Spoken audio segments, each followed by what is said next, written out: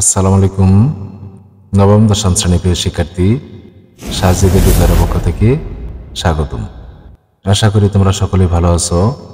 এই ক্লাসে উচ্চতর গণিত দ্বিতীয় অধ্যায় থেকে 40 পৃষ্ঠার কাজ গয়ের সমাধান নিয়ে আলোচনা করব। গ নাম্বারে এখানে 5টি বহুপদী রাশি দেওয়া আছে। এই বহুপদী রাশিগুলোকে এক্স চলকের বহুপদীর আদর্শ আকারে বর্ণনা করতে হবে এবং ওয়াই চলকের বহুপদীর আদর্শ আকারে বর্ণনা করতে হবে। সেই সাথে এদের মাত্রা, মুখ্য সহগ, ধ্রুবপদ এগুলো নির্ণয় করতে হবে। প্রথমে আমরা 1 নম্বর সমস্যাটি সমাধান করব। 1 নম্বরে যে বহুপদী আছে সেই বহুপদীটি প্রথমে লিখে নিতে হবে। আমরা প্রথমেই এক চলকের বহুপদীর আদর্শ আকারে বর্ণনা করব এবং সেই সাথে মাত্রা, মুখ্য সহগ এবং ধ্রুবপদ নির্ণয় করব। প্রথমে আমরা এক চলকের আদর্শ আকারে বর্ণনা করব, অর্থাৎ এই পদগুলো চলক হবে এক্স। এই যেখানে এক্স আছে, এখানে এক্স আছে, এটার পাওয়ার বেশি আর এটার পাওয়ার কম, এটা আগে লিখতে হবে। আর যাদের সাথে এক্স থাকবে না সেগুলো হলো ধ্রুবপদ। এভাবে লিখতে হবে, এক্স চলকের আদর্শ আকার 3x², এই যে প্লাস এখানে লেখা হয়েছে, তারপরে -y², এরপর এখানে কি আছে -3। এটা হলো এক চলকের আদর্শ আকার। এরপর আমাদের বের করতে হবে মাত্রা। এই যে এখানে x এর মাত্রা কত, পাওয়ার কত 2, এই 2টা হলো মাত্রা। এরপর লিখতে হবে মুখ্য সহগ, অর্থাৎ সবচেয়ে বড় চলকের আগে যে সহগটা আছে সেটা হলো মুখ্য সহগ। এই যে এভাবে লিখতে হবে মুখ্য সহগ সমান 3। সবশেষে লিখতে হবে ধ্রুবপদ, অর্থাৎ যাদের সাথে চলক এক্স নেই, এই যে এইটুকু মানের সাথে চলক এক্স নেই, এটা হলো ধ্রুবপদ। ধ্রুবপদ আমরা লিখলাম। এরপরে আনসার লিখে দিতে হবে। এই যে এটা লিখতে হবে আদর্শ আকার, এরপরে মাত্রা 2 লিখতে হবে, মুখ্য সহগ 3 এবং ধ্রুবপদ -y² - 3।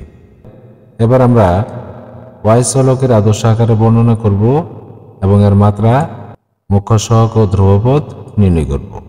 একইভাবে আমাদের প্রথমে লিখতে হবে ওয়াই চলকের আদর্শ আকার, অর্থাৎ চলক হবে ওয়াই।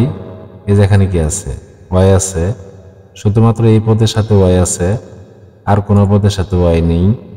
এটা প্রথমে লিখতে হবে আর বাকিগুলো পরে লিখতে হবে। এই যে এইভাবে -y² + 3x² + x - 3।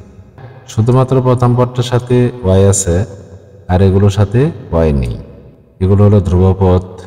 এখানে ওয়াই এর মাত্রা কত, ওয়াই এর মাত্রা হলো 2 এবং ওয়াই এর সহগ কত হবে।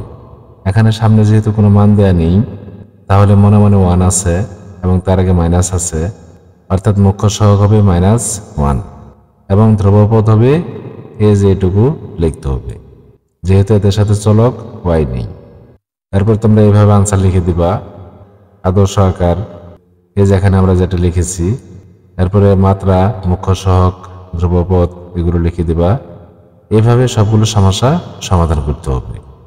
এরপরে আমরা 2 নম্বর সমস্যাটি সমাধান করব। 2 নম্বরে প্রদত্ত যে বহুপদী আছে সেটা প্রথমে লিখে নিতে হবে। এরপর আদর্শ আকারে বর্ণনা করতে হবে, অর্থাৎ যে চলকের পাওয়ার সবচেয়ে বেশি সেটা আগে লিখতে হবে। এই যে এই পদে এক্স এর মাত্রা সবচেয়ে বেশি, এটা আগে লিখতে হবে, তারপর এটা লিখতে হবে, তারপর এটা লিখতে হবে, তারপর এটা লিখতে হবে। তাহলে আমরা প্রথমে আদর্শ আকারে লিখলাম। এরপর মাত্রা লিখতে হবে। এক্স এর মাত্রা কত 6, আর এখানে সহগ কত, এর সামনে কোনো মান দেয়া নেই, তাহলে 1 আছে, যেহেতু এর সামনে মাইনাস আছে এই জন্য লিখতে হবে মুখ্য সহগ -1। আর ধ্রুবপদ কি হবে, যে পদের সাথে চলক এক্স নেই, এই যেখানে যে 3 আছে, এই 3টা হলো ধ্রুবপদ। এরপরে এগুলো তোমরা আনসার লিখে দিবা। এটা হলো আদর্শ আকার, মাত্রা 6, মুখ্য সহগ -1 এবং ধ্রুবপদ হবে 3। এটা 0 হবে না, 3 লিখতে হবে। এবার আমরা ওয়াই চলকের আদর্শ আকারে বর্ণনা করব এবং মাত্রা, মুখ্য সহগ ও ধ্রুবপদ নির্ণয় করব। আমরা প্রথমে ওয়াই চলকের আদর্শ আকারে বর্ণনা করব, অর্থাৎ চলক ওয়াই হবে। এখন এই যে এখানে যে রাশিটি তোমরা দেখতে পাচ্ছ, এখানে কোনো ওয়াই নেই, কিন্তু আমাদের ওয়াই চলকের আদর্শ আকারে বর্ণনা করতে হবে। এই জন্য এই পদগুলোকে এই যে ক্রমানুসারে এইভাবে লিখবা, লেখার পর ওয়াই টু দি পাওয়ার 0 দিবা। কোনো সংখ্যার উপর পাওয়ার 0 হলে তার মান 1 হয়, অর্থাৎ এর মান 1 দ্বারা এগুলোকে ইন্টু করলে আবার আগেরগুলোই থাকবে। যেহেতু আমাদের ওয়াই চলকের আদর্শ আকারে বর্ণনা করতে হবে, এই জন্য এখানে একটা চলক ওয়াই নিয়ে আসতে হবে এবং তার উপর 0 দিতে হবে। এই 0টা হলো ওয়াই চলকের মাত্রা। আর মুখ্য সহগ কোনটা হবে? ওয়াইয়ের আগে যে মানটা লেখা আছে এটাই হবে মুখ্য সহগ। আর ধ্রুবপদ নেই এখানে, ধ্রুবপদ হবে 0। সুতরাং আনসার হবে এই যে এটা লিখতে হবে, এখানে যা লেখা আছে তাই লিখতে হবে। মাত্রা 0, মুখ্য সহগ এই যে এখানে কি আছে, এই যে এটা যা আছে তাই লিখতে হবে। কিন্তু আমার এখানে লেখা ভুল হয়েছে, -1 হবে না। এই যে এখানে যতটুকু আছে ততটুকুই লিখতে হবে। আর ধ্রুবপদ হলো 0। এরপরে 3 নাম্বারে প্রদত্ত বহুপদী রাশিটি আমরা প্রথমে লিখে নিলাম। এখানে এক্স এবং ওয়াই উভয় আছে। প্রথমে আমরা এক্স চলকের আদর্শ আকারে বর্ণনা করব। এই যে এখানে কি আছে, এক্স এর উপর পাওয়ার কত? 4। আর এখানেও এক্স আছে, এর উপর পাওয়ার হলো 2। এই পদটা আগে লিখতে হবে আর এটা পরে লিখতে হবে। যেহেতু চলক এক্সটা পরে থাকবে, পদের শেষের দিকে থাকবে। এই যে এখানে ওয়াই আছে না, এখানে এক্সটা লিখতে হবে। আবার এই যে এখানে কি আছে, ওয়াইয়ের স্থানে এই এক্স স্কোয়ার লিখতে হবে। এইভাবে লিখতে হবে -4 Y to the power 4 X to the power 4। আর এটাকে আমরা এই যে এক্স ওয়াই চেঞ্জ করে লিখলাম, যেহেতু চলক এক্স। আর সবশেষে আছে -2। এখন আমরা যেভাবে পেলাম, এখানে এক্স এর মাত্রা কত? এই যে এখানে 4 আছে। আর মুখ্য সহগ কতটুকু হবে? -4 ওয়াই টু দি পাওয়ার 4 হবে। এটা হবে মুখ্য সহগ, অর্থাৎ চলক পদে যেটুকু থাকবে সেটাই হবে মুখ্য সহগ। এবং ধ্রুবপদ হবে -2। এই যেখানে কি আছে, -2। এগুলো এখন আনসার আকারে লিখে দিতে হবে। আদর্শ আকার, মাত্রা, মুখ্য সহগ এবং ধ্রুবপদ। একইভাবে আমরা ওয়াই চলকের আদর্শ আকারে বর্ণনা করব, অর্থাৎ এবার চলকটা পদের শেষের দিকে থাকবে। এই যে এখানে যে পদটা আছে শেষে আছে, যেহেতু এই পদে ওয়াইয়ের মাত্রা সবচেয়ে বেশি, এটা আগে লিখতে হবে, এটা পরে লিখতে হবে এইভাবে। এরপর লিখতে হবে মাত্রা। এখানে ওয়াইয়ের মাত্রা কত? 4। আর মুখ্য সহগ কোনটা হবে? -4 এক্স টু দি পাওয়ার 4। আর ধ্রুবপদ হবে -2। এরপর আনসার লিখতে হবে। এখানে যেগুলো আমরা লিখলাম সেগুলো এখানে লিখতে হবে।